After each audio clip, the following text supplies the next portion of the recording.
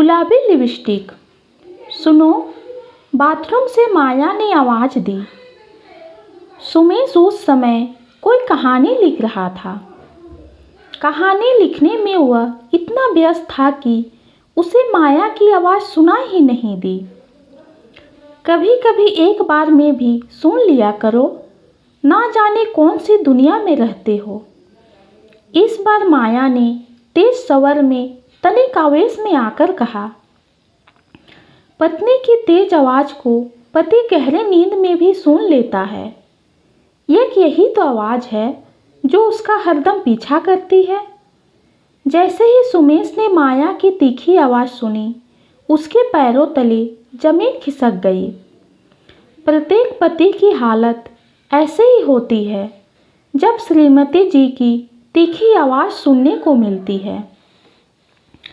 जिस प्रकार तीखे मसाले वाली सब्जी खाने पर एक बार मुंह में जलन जरूर होती है, उसी तरह बीवी की तीखी आवाज़ सुनने पर पतिदेव को भी दस्त जरूर लग जाते हैं।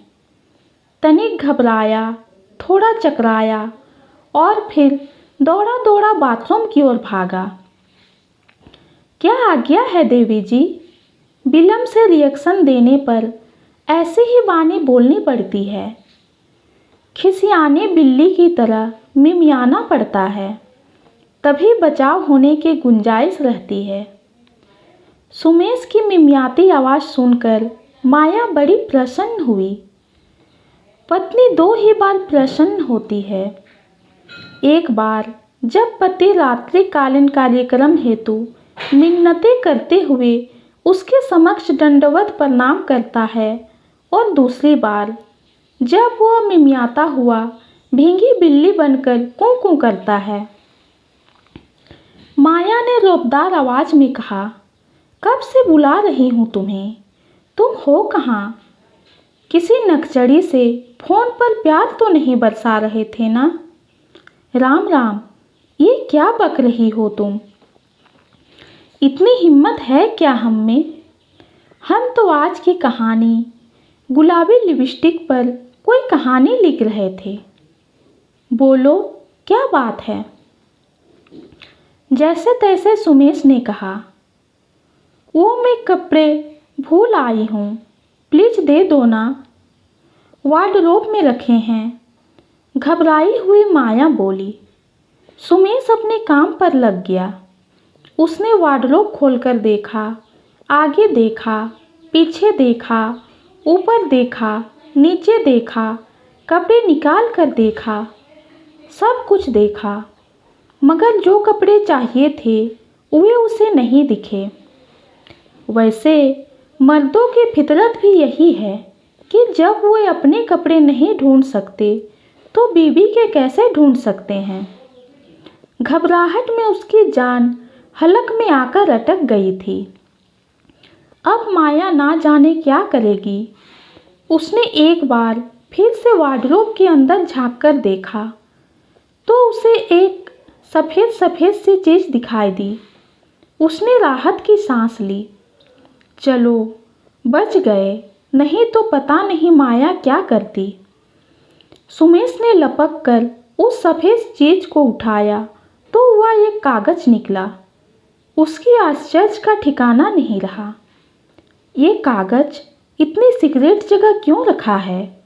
क्या ये कोई लव लेटर है? सुमेश के कान खड़े हो गए। उसने धड़कते दिल से वह कागज़ खोला तो यह माया का लिखा हुआ एक लव लेटर ही था जो उसने सुमेश को लिखा था। उस पर लिखी तारीख देखी तो उसे याद आया कि उस समय तो वह ट्रेनिंग के लिए लखनऊ गया हुआ था। उन दिनों माया घर पर ही रहती थी। तब मोबाइल फ़ोन भी नहीं थे। पत्र ही एकमात्र जरिया था संप्रेषण का। उसने पत्र के नीचे देखा तो उसमें माया के गुलाबी होठ छपे हुए थे। उसे सारी घटना याद आ गई। ट्रेनिंग में आए हुए उसे बहुत दिन हो गए थे। माया की याद सताने लगी थी। फ़ोन थे नहीं तो बात कैसे होती। उसे देखे हुए छुए हुए भी एक अरसा हो गया था। तब उसने एक खत में लिखा कि कितने दिन हो गए हैं तुम्हें देखे हुए माया, तुम्हारे रेशमी बालों की छाँव में सोए हुए एक अरसा हो गया है जान, तुम्हारे नरमो नाजुक लबों को चूमे हुए भी बहुत दिन हो चुके हैं, उन्हें फिर से चूमने को दिल कर रहा है, पर ऐसा कैसे हो सकता है। हाँ, एक तरीका है ऐसा करना कि पहले अपने गुलाबों से अधरों पर गुलाबी लिपस्टिक लगाना, फिर उन्हें अपने खत में छाप देना। मैं उन्हें छूकर ही तुम्हें महसूस कर लूँगा। माया ने उसकी तड़प को समझकर ऐसा ही किया। खत में नीचे गुलाबी होठ लिपस्टिक लगाकर छाप दिए। यह वही खत था जिसे माया ने बाद में उससे छीन लिया था। सुमेश ने तो सोचा था कि माया ने वह खत फाड़ दिया होगा, पर नहीं, वो तो उसमें सबसे कीमती चीज की तरह छुपा कर रखा है। अरे, कहाँ खो गए लेखक महोदय? सुमेश ने पीछे मुड़कर देखा तो वह वहाँ पर माया खड़ी थी, गीले कपड़ों में। हाय, सचमुच क्या लग रही हो, कहकर सुमेश ने उसे खरगोश की तरह वहीं दबोच लिया।